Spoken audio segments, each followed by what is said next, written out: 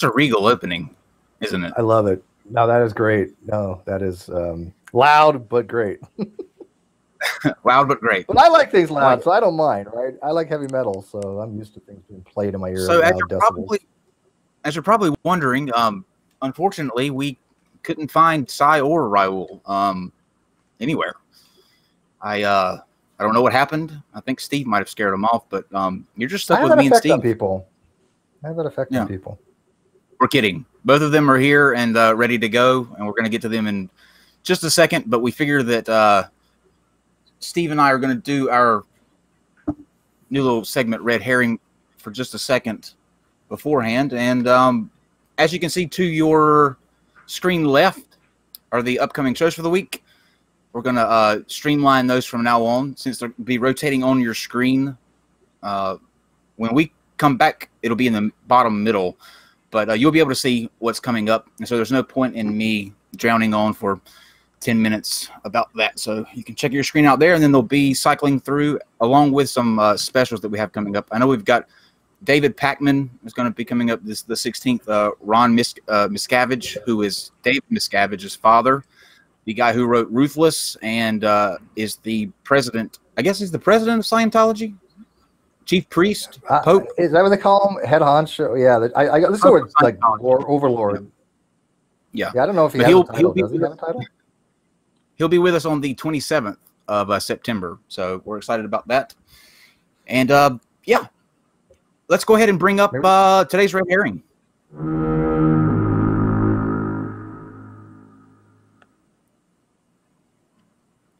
Take it away, Steve. Yeah, well, today's Red Herring was allocated to me, and I decided to do a kind of a brief 3-minute video on the passing of Senator McCain. And if Dave wants to start it, let's just jump right into it. What if he doesn't? In October 1967, a young aviator by the name of Lieutenant Commander John Sidney McCain III, a son and grandson of 4-star generals, was flying his 23rd mission over Vietnam when, during a bombing dive, his A-4E Skyhawk was picked up by enemy radar. Ignoring the alert given by his plane of being picked up by hostile forces, McCain continued to maintain his dive, releasing his bombs, still trying to complete the mission, which was the destruction of a power plant in central Hanoi. While pulling out of his dive, a Soviet-made SA-2 anti-aircraft missile struck his plane, ripping off one of their wings, forcing McCain to bail out and to parachute into Truk Bok Lake. With injuries to both of his arms, McCain managed to inflate his life vest using just his teeth, and was eventually pulled out of the lake by a group of Vietnamese who had stripped him and then beat him. McCain was then taken to Halalo Prison, an old French prison once used to house political prisoners, which was also known to American POWs as Hanoi Hilton. There, McCain spent 2 years in solitary confinement in a 10-by-10 room, undernourished, interrogated often, and beaten repeatedly, as many as 3 times a week. In 1968, McCain was offered by the North Koreans an early release, but declined, citing he would not leave before all his fellow prisoners were freed too. Eventually, in 1973, 5.5 years as a POW, because of the Paris Peace Accords, McCain and the other prisoners were freed, and he returned to the States, 50 pounds lighter, a head full of gray hair, and a war hero. Trump, on the other hand, applied for 5 deferrals to Vietnam, claiming he had, quote, bone spurs on his heel. Yes, bone spurs. Trump, the man who tried to denigrate McCain's record by implying he was only a hero for being captured, avoided serving altogether because of bone spurs, while at the exact same time McCain for 5 years endured horrific beatings and torture. On August 25, 2018, the senator from Arizona for over 30 years, John Sidney McCain III, Vietnam War hero, lost his war with cancer. As is customary when a high-ranking official passes, the American flag was flown at half-mast immediately following the news, for merely only 2 days, though. By power of a presidential proclamation, flags can remain at half-mast until the day of the deceased's internment, a proclamation Trump did not issue until he had succumbed to overwhelming political pressures to issue such a proclamation, at which time all flags were returned to half-staff and to remain there until the day of McCain's interment on Sunday, September 2nd. This is our tribute to the bravery and courage of Senator John McCain and to all those that have served the military proudly, and also our condemnation of those who have ever sought to try to denigrate the memory of any of our fallen veterans. John McCain, a true American hero.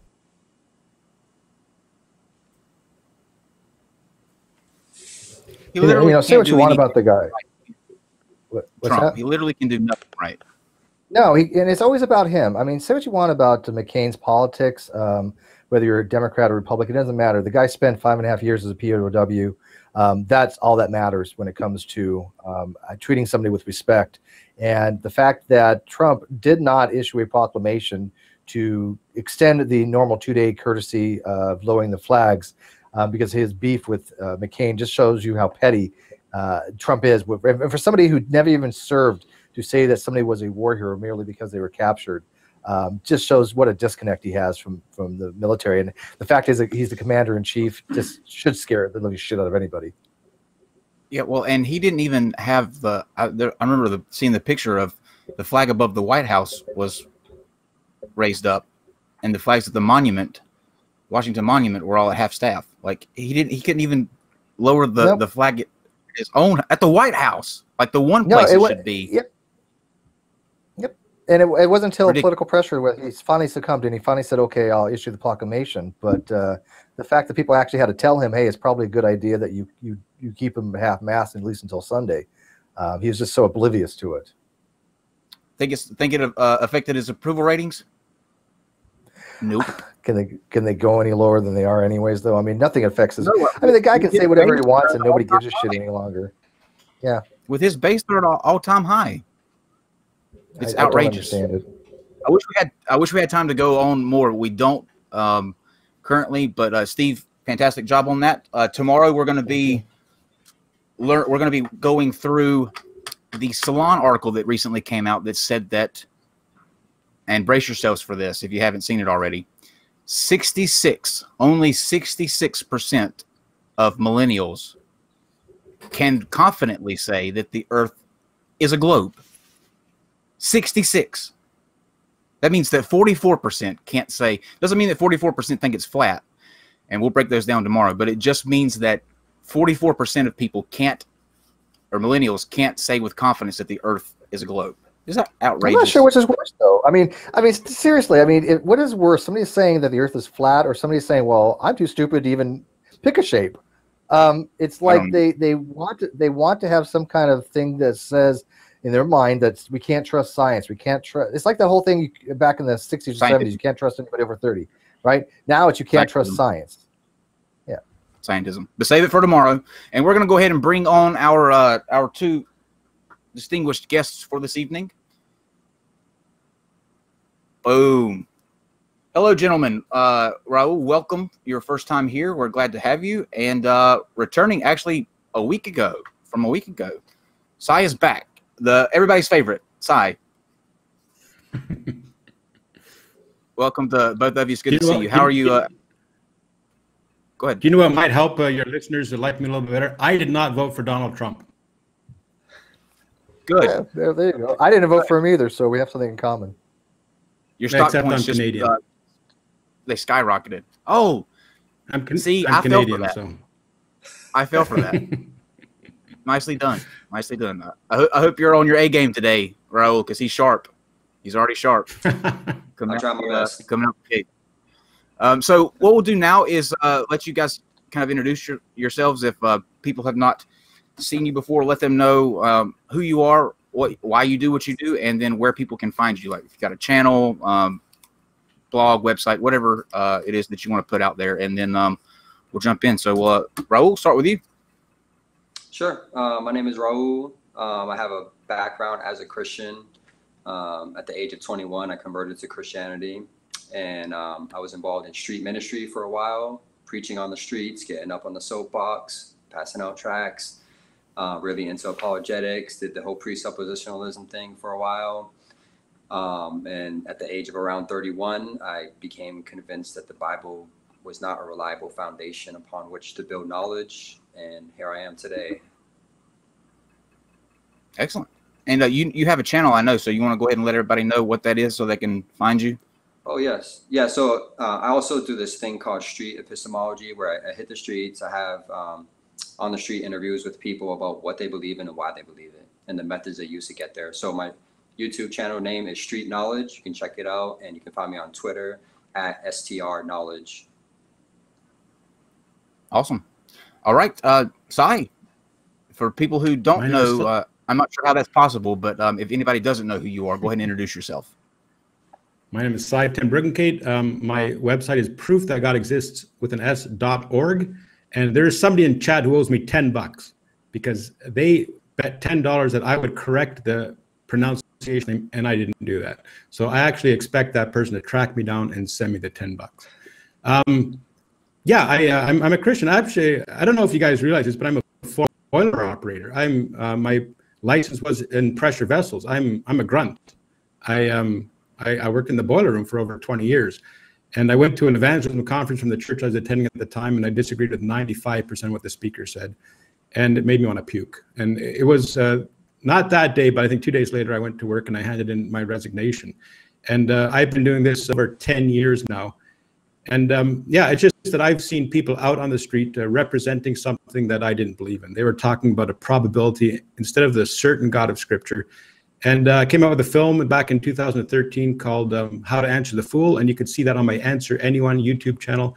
And then also posted on that same channel is Debating Dillahunty. And that's a documentary on the debate that I did with Matt Dillahunty. So yeah, I go around, and I've been busy for the last year and a half. I've been involved with personal matters, which have come to an end. So I found myself back in the debating community.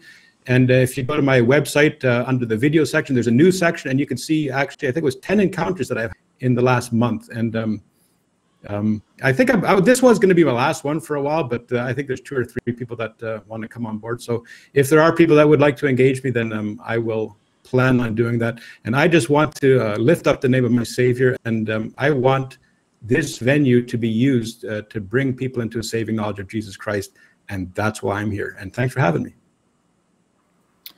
You said 10 engagements on YouTube. There was probably 300 on Twitter. So if you guys want to check that out, yeah, one of them actually was.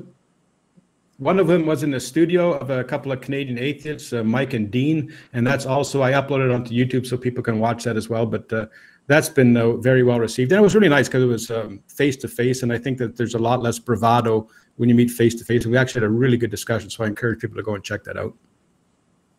Yeah, cool. That was with Michael Stewart, right? Pardon me? That was with Michael Stewart, right? No, I don't know his last name. It was Mike and Dean. They're the Canadian Atheists, the Canadian Atheist channel. So yeah, I don't know Mike's last name. Yeah, he's cool.